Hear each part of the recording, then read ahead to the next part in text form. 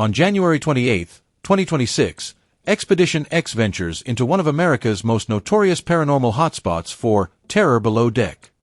Phil Torres and Heather Amaro will board the legendary USS Hornet, an Essex-class aircraft carrier whose steel hulls are said to echo with the footsteps of a crew that never truly left. Moored in Alameda, California, this floating museum is more than a relic of war. It's a monument to sacrifice and a beacon for the unexplained, consistently ranked as the most haunted ship in the U.S. Navy. This investigation promises to be one of the series' most chilling, as the team seeks evidence of what countless visitors and staff have reported for decades, that the spirits of sailors who served and died aboard are still standing their watch from beyond the grave. The salt wind cutting across San Francisco Bay carries more than the chill of a January evening. It carries memories. For Phil Torres and Heather Amaro, standing on the pier in the bruised twilight, the air feels thick with them. Their destination, looming against the darkening sky, is not just a ship, it is a silhouette of history, a fortress of steel and stories.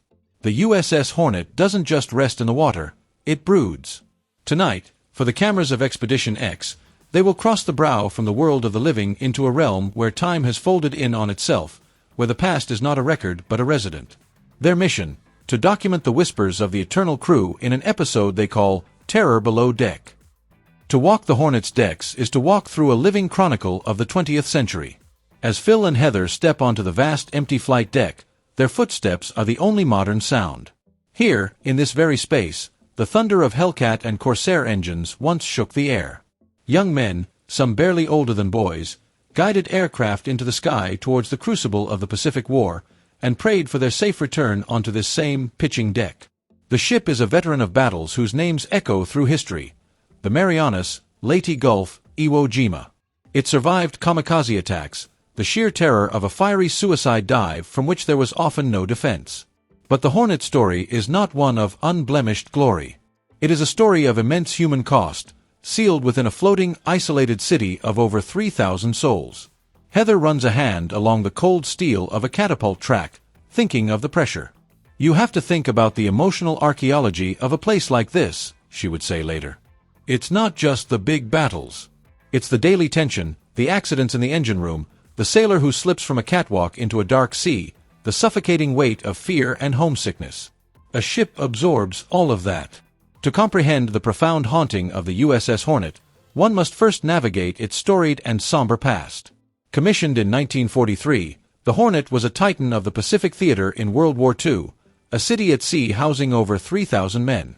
Its flight deck launched decisive strikes in the battles of the Philippine Sea and Leyte Gulf, while its anti-aircraft guns weathered relentless kamikaze attacks, a constant, terrifying threat that imprinted a unique trauma on the crew. The ship earned 9 battle stars, but this glory came at a steep human cost. Beyond combat, life aboard a World War II carrier was perilous. Flight decks were chaotic, deafening landscapes where a misstep could mean being blown overboard or sucked into a jet engine. Engineering spaces were claustrophobic ovens where machinery accidents were frequent and often fatal. It is estimated that over 300 men lost their lives aboard the Hornet during its active service from 1943 to 1970. This figure includes not only combat casualties but also deaths from accidents, disease, and a reported number of suicides, a tragic footnote often cited by paranormal researchers as a potent source of restless energy. The ship's second life, during the Cold War and Vietnam conflict, added new layers of history. Its crowning achievement came in 1969 when it plucked the Apollo 11 and Apollo 12 astronauts from the Pacific, hosting President Nixon for a hero celebration. This juxtaposition, a vessel born for destruction facilitating mankind's greatest achievement of exploration, adds to its complex spiritual resonance.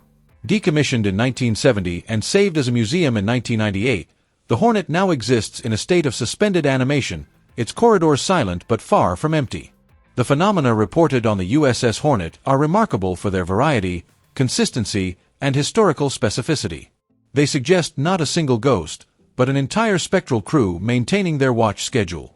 Museum staff, historians, volunteers, and thousands of overnight guests have compiled a robust catalog of encounters that paint a vivid picture of the ship's otherworldly residents.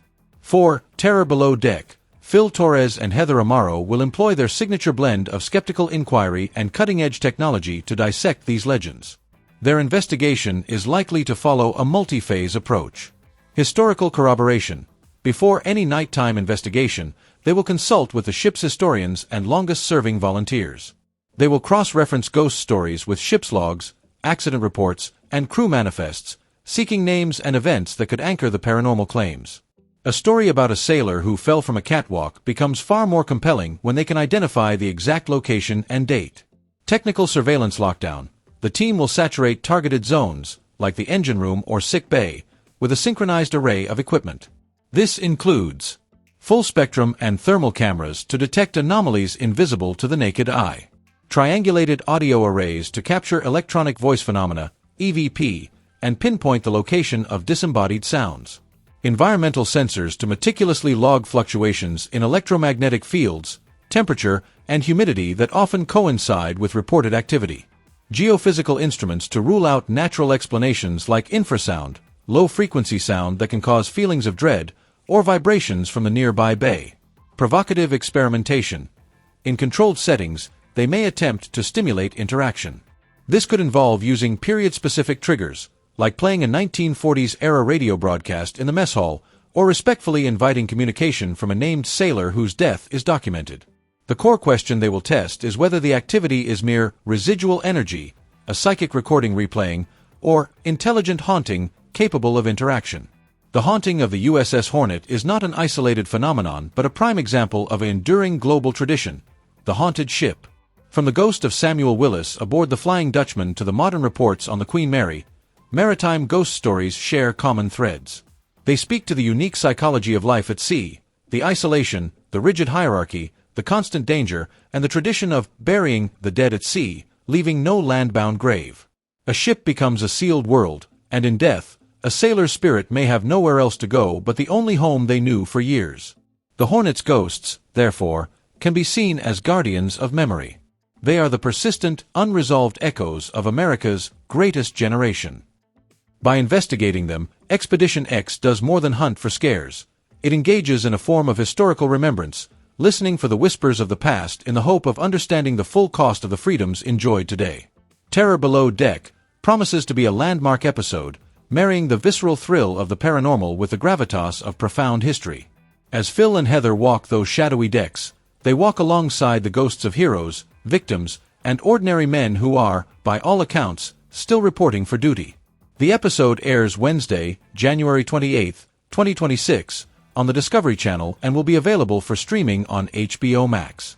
Would you be interested in a comparative analysis of the USS Hornet's hauntings versus those reported on other famous museum ships like the USS Lexington or the HMS Queen Mary?